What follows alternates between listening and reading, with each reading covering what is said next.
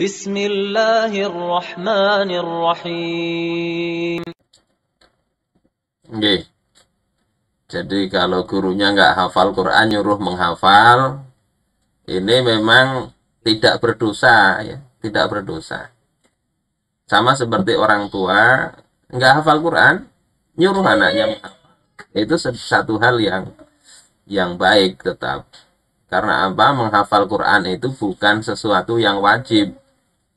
Kewajibannya itu hanya menghafal sebagian dari Al-Quran, yakni misalnya surah Al-Fatihah, itu nggak ada alasan tidak hafal. Nah, itu dari sisi tidak berdosanya. Tapi dari sisi afdol tidaknya, ya akan sangat kurang terasa, kurang afdol, jauh dari kesempurnaan, ketika dia guru tahfidz, dia menyuruh siswa menghafal, tapi dia sendiri tidak ada upaya untuk menghafal. Harusnya guru tahfidz itu juga harus ada upaya menghafal.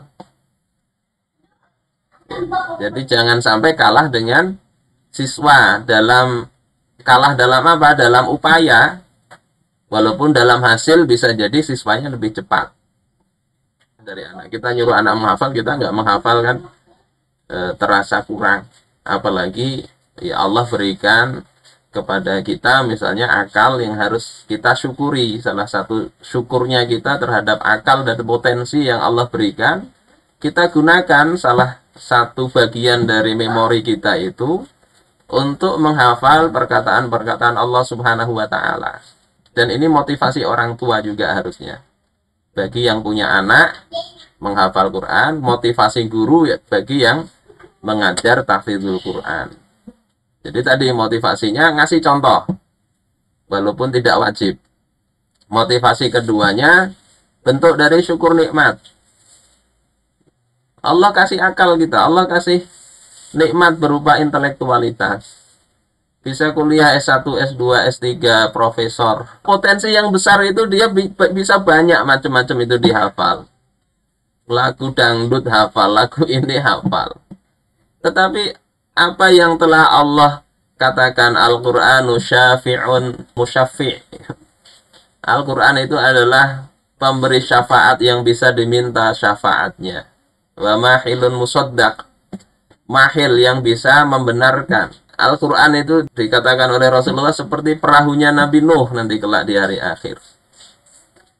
Masa hal yang itu yang bisa menyelamatkan kehidupan kita di dunia maupun di akhirat, yang membacanya itu adalah ada tiap huruf dikasih dengan 1 dikali 10 kebaikan, itu tidak kita perhatikan, kalah dengan hafalan kita terhadap rumus-rumus fisika, matematika, biologi, kedokteran, itu kita hafal, Al-Quran tidak. Jadi ini sisi lain yang harusnya memacu kita untuk juga berupaya sedikit-sedikit menghafalkan Al-Quran. Ya, paling tidak itu kalau da'i ya menghafalkan ayat-ayat yang terkait dengan apa yang dia dakwahkan. Motivasi berikutnya itu adalah motivasi kita punya orang tua. Orang menghafal Al-Quran itu nanti bisa dalam sebuah riwayat memakaikan mahkota di kepala orang tuanya.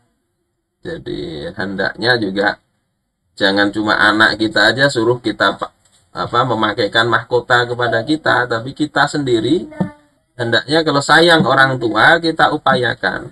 Entah ya sampai kapan kita bisa hafal itu. Dan sebetulnya untuk menghafal kan tidak terlalu sulit ya.